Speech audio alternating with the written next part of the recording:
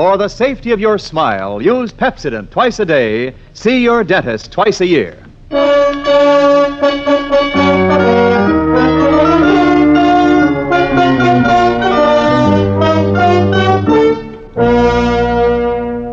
Lever Brothers Company presents the Pepsodent program, The Adventures of Philip Marlowe, starring Van Heflin.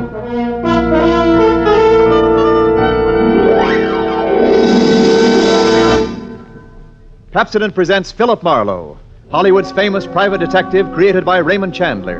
Philip Marlowe, tough, cynical private eye of Murder My Sweet, the sardonic, case-hardened detective of The Brasher Doubloon, The Lady in the Lake, and The Big Sleep. You've seen him in action in all of those top-flight mystery pictures. Now, in order that you may continue to enjoy this exciting mystery series, Pepsodent brings you The Adventures of Philip Marlowe on the air with a cast of noted radio players and starring MGM's brilliant and dynamic young actor, Van Heflin.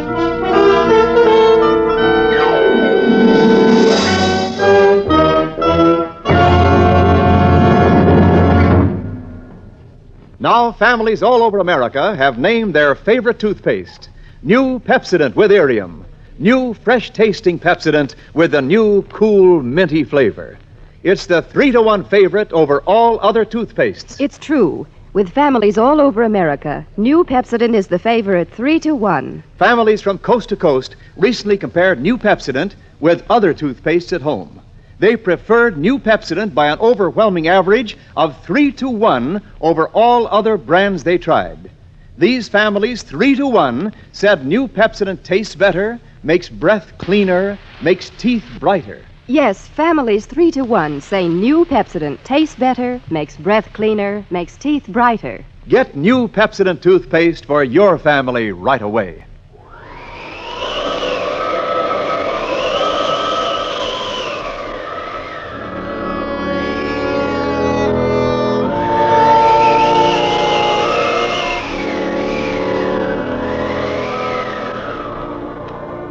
There was a rough desert wind blowing into Los Angeles that evening. It was one of those hot, dry Santa Anas that come down through the mountain passes and curl your hair, make your nerves jump and your skin itch. On nights like that, every booze party ends up in a fight, and meek little housewives feel the edge of a carving knife and study their husbands' necks. Anything can happen when the Santa Ana blows in from the desert.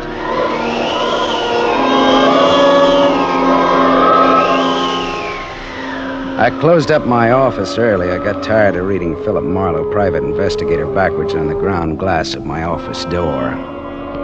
So I opened the door and closed it from the outside and locked it and went out to get a beer before I went up to my apartment.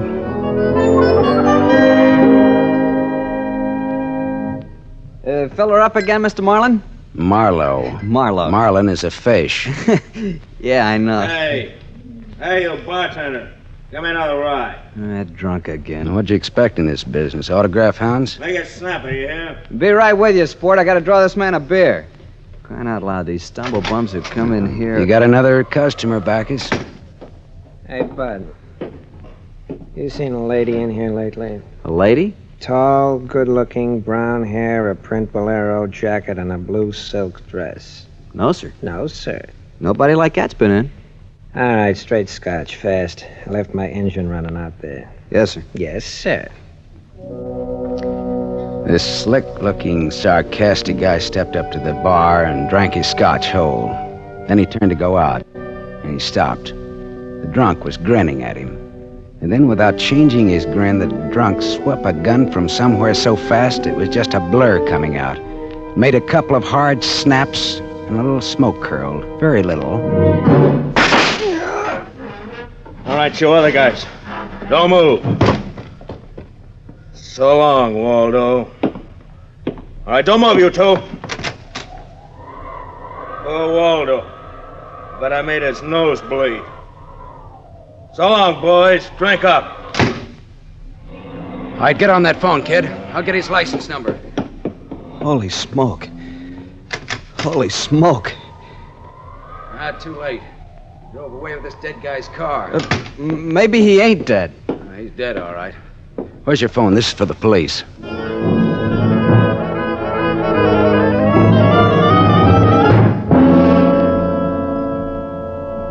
The prowl car boys were there in about 5 minutes. Waldo was out of business, all right, and nothing in his pockets told who he was, but he had about $700 on him.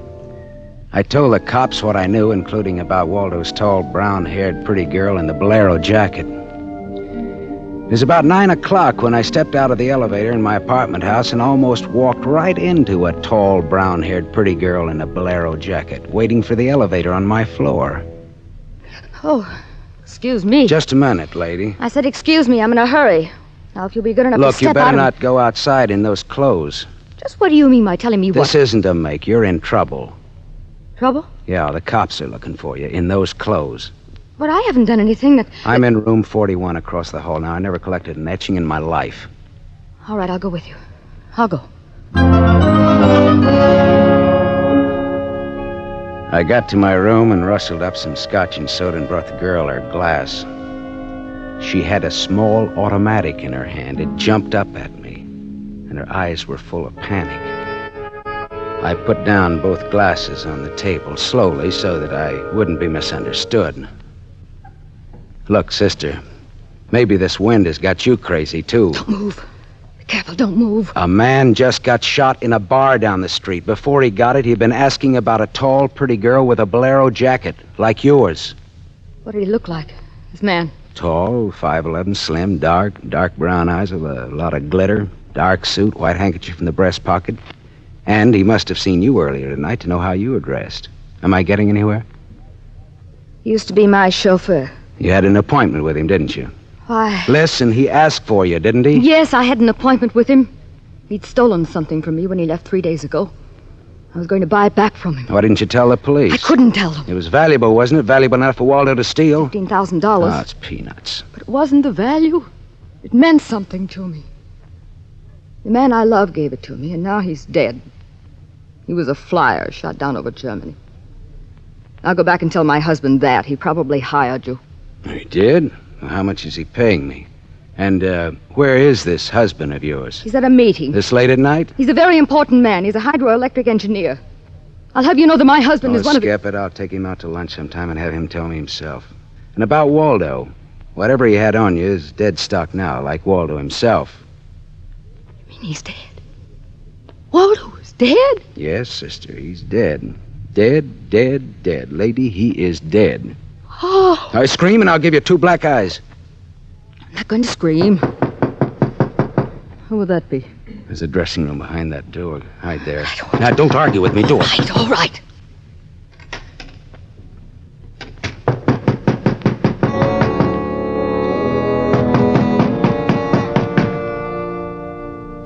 Then I went to the door, making a loud, yawning sound. The backs of my hands were wet. I opened the door. Without a gun, that was a mistake. I certainly knew the gun I was looking into, a .22 target automatic that had already killed 1 man that night. And I knew the bald head and the flat, shiny eyes and the face like a poisonous lizard. Baldy put the muzzle of his gun lightly against my throat. I backed into the room, and Baldy kicked the door shut. You alone? Look for yourself. I'm asking, not looking. I'm alone. You and that dumb bartender saw me dust off Waldo. What did Waldo do to you? Who's asking? Just making conversation. He stooled on me on a bank job we did together. Got me 4 years in Michigan pen. How is he? Dead? I'm still good, drunk or sober. Tell me why I came here, pal. You heard the barkeeper and me talking. I told him my name, where I lived. That's how, pal. I said why. Skip it. The hangman won't ask you to guess why he's there. Oh, you're pretty tough at that, ain't you? But you're slamming off, pal. All right, but you could get that gun out of my neck and try somewhere else. Oh, yeah, sure. Is this better? This suit you all right? Just so it isn't my neck. Say when, pal. It's your party. I leaned against the gun. The door of the dressing room showed a crack of darkness. The crack widened. I began to shake a little. The girl came quietly into the room, but there was white all around her irises. She was scared.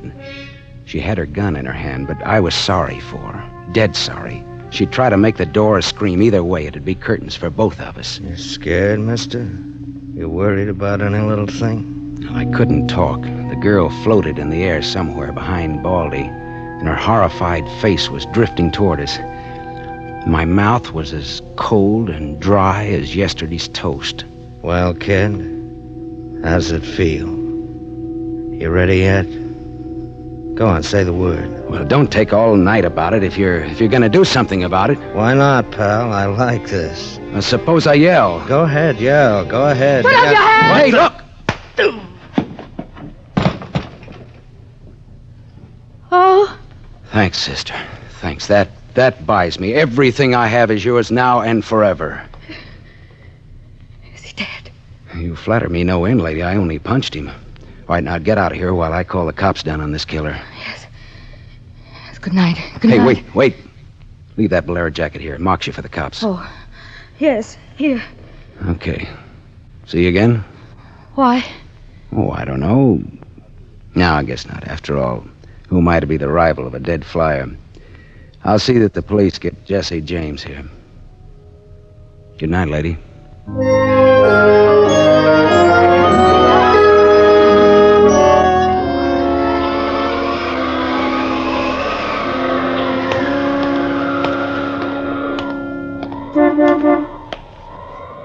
Yeah?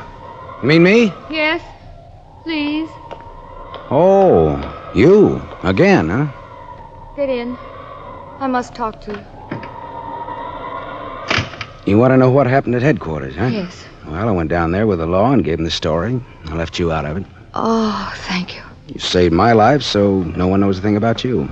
Well, incidentally, neither do I. Well, my name is Mrs. Frank Bosley. 212 Fremont Place, Olympia 24596. Is that what you want? I guess so. Well, there it is. Now, why did you really come back? I wanted my pearls. Pearls? Yes. Pearls, too, huh? All right. Tell me about the pearls. We've had a murder and a beautiful mystery woman and a sadistic killer and a heroic rescue. Now we will have pearls. I was to buy them back from the man called Waldo. Well, I saw everything that came out of his pockets, and there weren't any pearls. Could they be hidden in his apartment? It's possible. Waldo lived on the same floor you do in this apartment house. And why didn't I know him, at least by sight? He moved in last week. He managed to get a sublet. Great, a sort of an amateur magician on the side, huh? It's getting rather late. Yeah. What about your husband this hot, mysterious night? He's still at his meeting. Well, you could have brought him along. You could have sat in the back seat working out a problem in hydroelectrics while... While what? Well, I didn't have any answers. They wouldn't sound cheap or just ridiculous or from the sophomore class in repartee. Had an unlit cigarette in my hand. I threw it out of the window. I took a hold of her and kissed her. She sat very still. I was shaking when I let go of her. Her voice trembled a little when she spoke. I meant you to do that. I wasn't always that way. Only since Johnny Dalmas was killed in the war. He gave me those pearls. 41 of them perfectly matched with a diamond propeller clasp. I'd have loved them if they'd been wooden beads because he gave them to me. I love Johnny. The way you love just one time. You understand that? What's your name? Lola. Lola, how did you explain a $15,000 pearl necklace to your husband? I told him they were imitation, then I bought them myself. How did Waldo latch onto them and what they stood for? When my husband was in Argentina, Waldo and I'd go for long drives. I was restless and wretched because of Johnny. Sometimes Waldo and I had a little drink together, but that's all. But you confided in Waldo about those pearls. I was a fool. And when your husband came back, Waldo stole the pearls and offered to sell them back to you, or he'd tell Papa, huh? I was a fool. And now you think the pearls are upstairs in Waldo's apartment? I suppose it's a lot to ask. No, sweetheart, I've been paid. I'll go look. Wait here, huh?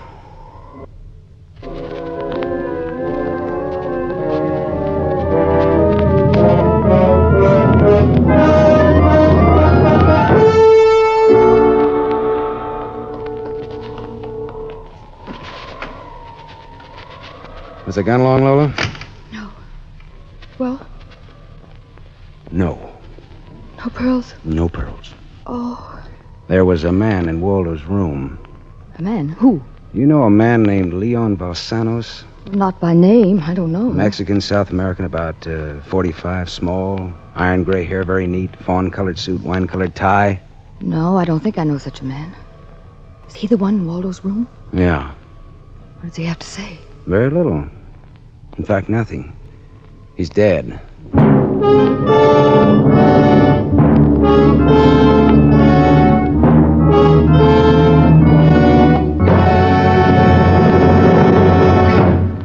You are listening to The Adventures of Philip Marlowe, starring Van Heflin, with music composed and conducted by Lynn Murray.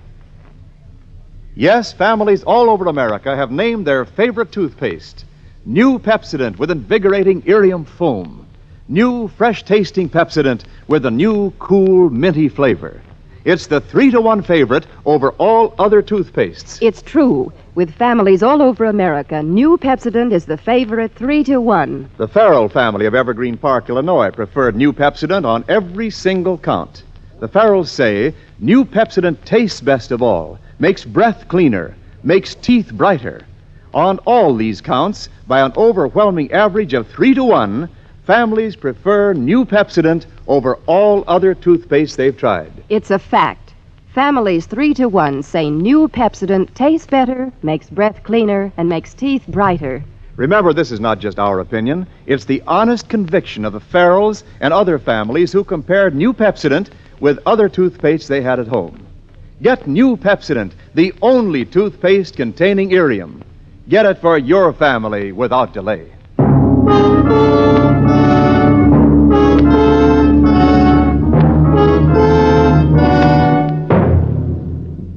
We continue with The Adventures of Philip Marlowe, created by Raymond Chandler and starring Van Heflin, who appears by arrangement with Metro-Goldwyn-Mayer, producers of the Technicolor musical Fiesta, starring Esther Williams.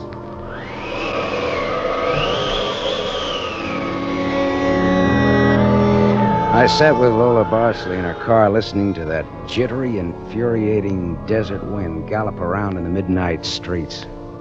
I just told her about the Latin-looking man I'd found in Waldo's room in a very dead condition.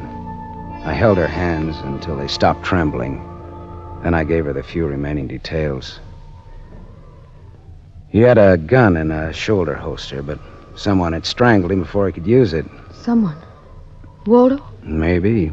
You see that convertible coupe 2 cars ahead of us? It's been there for hours. It was there before I parked here to wait for you. Leon, the man in Waldo's room, came in that car, but according to the key containers he carried, that isn't his car. Whose car is it? Does it matter? Well, it belongs to a lady, according to the tag on the keys. A lady? Well, anyway, a woman, if you're going to split hairs. Eugenie Kolchenko. In West Los Angeles? Never heard of her. Uh-huh. All right, well, you go home now, huh? What are you going to do? Drive that flossy convertible around, wave at my friends, impress people. You run along now. Me, I've got another date.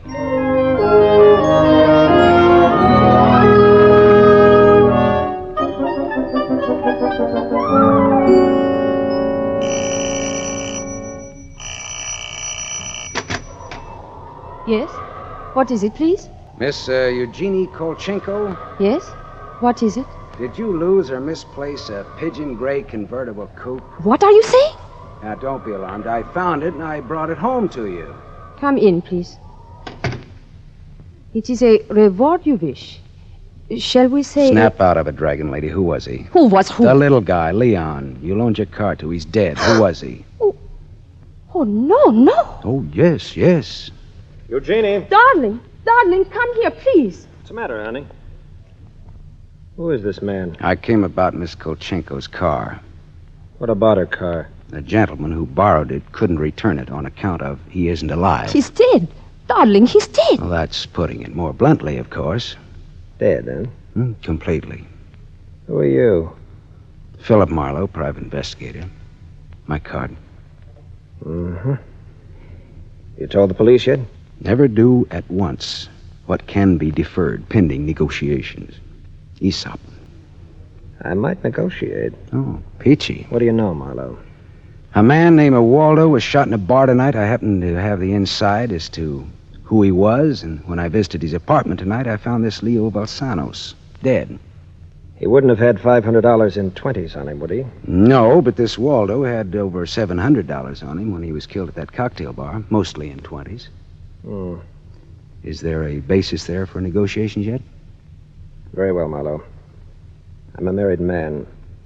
There were certain unpaid bills for some stuff Miss Kolchenko here had charged to my account. But you told me I might charge to your account. All right, so I wasn't very bright. That might be the understatement of the decade, but go on. I had the unpaid bill safely in my briefcase.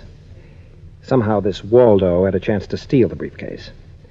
I hired Leon and gave him $500 to buy back those bills from Waldo. Instead, Waldo took Leon's dough and was forced to kill Leon in the process. And then he went out to keep another date and accidentally walked into an old pal hostile enough to blow him down. And someone still has those bills. And I'm in for a divorce suit. The man who shot Waldo got away in Waldo's car with your briefcase in it. Yeah, that could be. The cops caught him. Oh. And the police have the briefcase. Maybe. But the police are interested in solving crime, not in tossing mud for the benefit of sensation eaters. Look, I've got a friend or two at headquarters. Let me see what I can do. It's worth $500 to me. Well, then that's what it'll cost you. Well, good luck. And, thank you, Mr. Marlowe. Philip Marlowe, remember? My name is Frank Barcelay. Barcelay? Oh. What does that mean? The big hydroelectric engineer? Yeah. How did you know? My voices tell me. Who? Darling, this man is manifestly insane. It's the heat, Miss Kolchenko. It's the Santa Ana. It's the desert wind. May I use your telephone?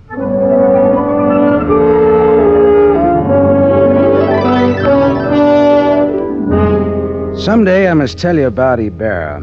Salt of the earth Ibarra, detective lieutenant over at Central Homicide. I phoned Ibarra from Miss Kolchenko's house and told him where he could find a well-dressed cadaver named Leon and furnished a few small details. I gave Ibarra time to check my tip, and then I went down to see the good lieutenant and told him why I'd been up in Waldo's room, only to find Leon instead of a certain lady's string of pearls. Pearls, eh? Well, I thought Waldo might have them up there. Whose pearls were they? A lady's. Go on. Or they might have been in Waldo's car that Waldo's killer drove away in. Yeah. Oh, what, yeah? They might have. Also a batch of unpaid bills charged to the account of a certain Frank Barcelay? Yeah. Uh-huh. Well, now, the police aren't interested in domestic scandal. They want to prevent or to solve crime, right? So? So I've got $500 for the police fund if those pearls and those bills are returned to their rightful owners. Quit your kidding. No, it's a valuable necklace. Yeah? There's your necklace. That's it. 41 pearls, perfectly matched diamond propeller clasp. That's it. That's the one. Take it away, Marlowe. On the level? Just tell me straight what it's all about, all I ask. Sure. Well, this Waldo was blackmailing a wife with the pearls and her husband with the bills, a guy by the name of Barcelay. Well, Barcelay sent Leon to get the bills from Waldo. Instead, Waldo killed Leon, then stepped out and happened to get shot by that guy at the bar. Now, if Barcelay's name stays out of the paper, I get $500, and that goes to the police fund. We'll keep him out. Well, now, I'm not in this case for money. I just want to get back the bills and the pearls. As you say, Marlowe, the police aren't in business to sling mud. Well, you can deliver the pearls to the lady yourself if you like. No, She lives at... No, Marlowe. You better take them to her. You see, except for the diamond propeller clasp on them, they're phony. Phony? But... All but the clasp, Marlowe.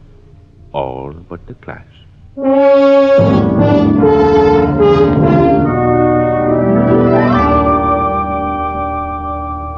I stared at Ibarra.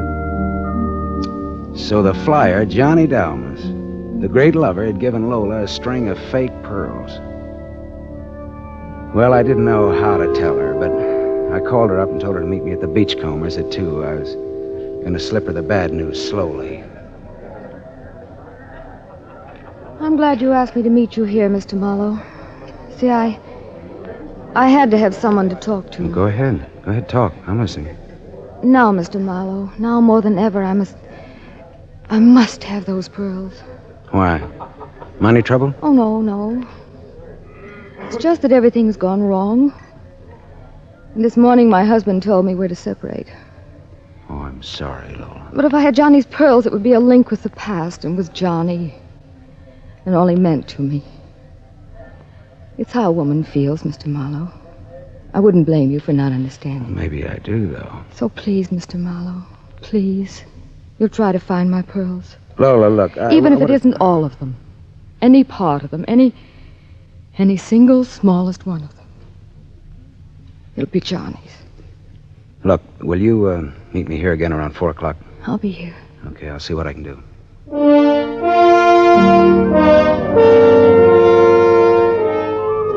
There was only one earthly decent thing I could do. I took Lola's glass pearls to a jeweler, and I had him take off the diamond clasp and put it on one of those strings of so-called simulated pearls that they sell you for $3, tax included. And went back to keep my 4 o'clock date with Lola at the Beachcombers. Well, Mr. Marlowe, anything new? Yes, the police found some pearls in Waldo's car. They found my pearls? No, not exactly. Not exactly. Well, Waldo was getting set to gyp you, Lola. He had the diamond clasp of your necklace attached to a string of cheap imitations. And then he sold the real pearls. Oh, how... Oh. These are the imitations here. Yes. But it is my clasp. The clasp is real. Is that all right? Yes, it's a clasp that Johnny Dalmas gave me. Of course it's all right. Oh, that's swell. And thank you so much, Mr. Marlowe. Forget it. I won't. Not ever. Well, is this goodbye? Yeah, I think so. You'll never get over Johnny Dalmas, Lola. If anybody ever bothers you again, though, well, let me know. Name's Philip Marlowe.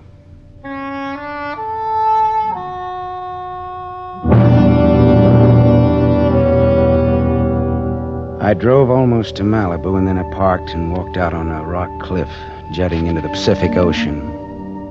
Then I reached in my pocket and dug out the string of Bohemian glass pearls that Lieutenant Ibarra had found in Waldo's car. I cut the knot at one end and slipped the pearls off one by one. One by one, I flipped them into the water. The gull swooped down on them and then flapped up again, screaming indignantly. The phony pearls had fooled Waldo and Lola Barsley, but they couldn't fool a seagull.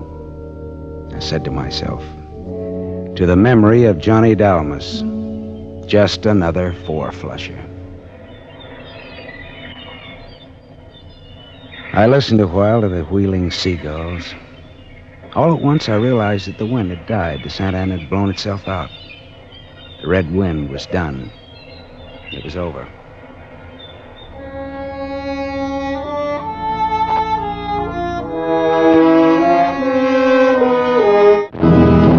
You have just heard Van Heflin starring in the first of a new mystery series, Raymond Chandler's The Adventures of Philip Marlowe, brought to you by the Lever Brothers Company, makers of Pepsodent.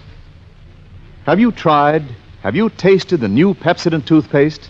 Its lingering, minty flavor is so fresh and inviting, families prefer it by an overwhelming average of 3-to-1 over all other toothpastes in a recent nationwide test. They said new Pepsodent tastes better, makes breath cleaner, and makes teeth brighter. Remember, new Pepsodent gives you more invigorating irium foam. It sweeps dulling film away. No wonder it's the 3-to-1 favorite with families all over America. Get new Pepsodent with irium for your family right away. Tonight's story on the adventure of Philip Marlowe is based on Red Wind, written by Raymond Chandler, creator of Philip Marlowe, the screen's most famous private detective. It was adapted for radio by Milton Geiger. Heard with Van Heflin was Lorene Tuttle as Lola Barsley. And this is Wendell Niles inviting you to listen again next week at this same time to another exciting story on The Adventures of Philip Marlowe, starring Van Heflin with a distinguished cast. This is NBC, the national broadcasting company.